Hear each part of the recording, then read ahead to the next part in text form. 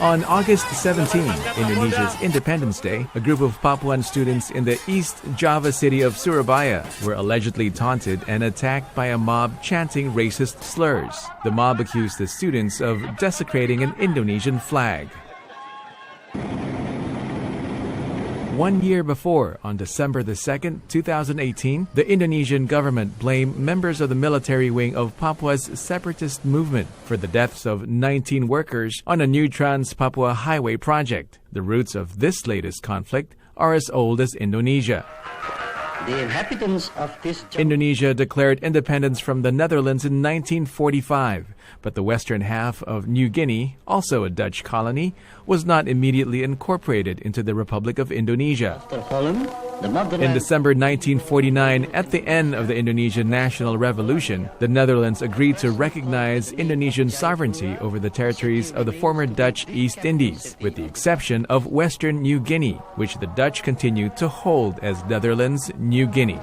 The Dutch agreed to relinquish the territory to temporary United Nations administration, signing the New York Agreement, which included a provision that a plebiscite would be held before 1969.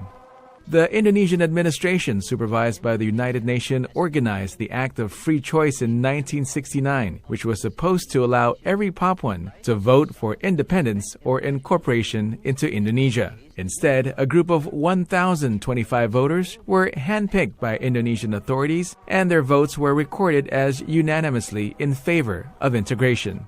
The area has been a hotbed of separatism ever since the contested vote. But despite the difficulties in the region, Indonesia's Western Papua is incredibly valuable to Indonesia, in part because of its natural resources.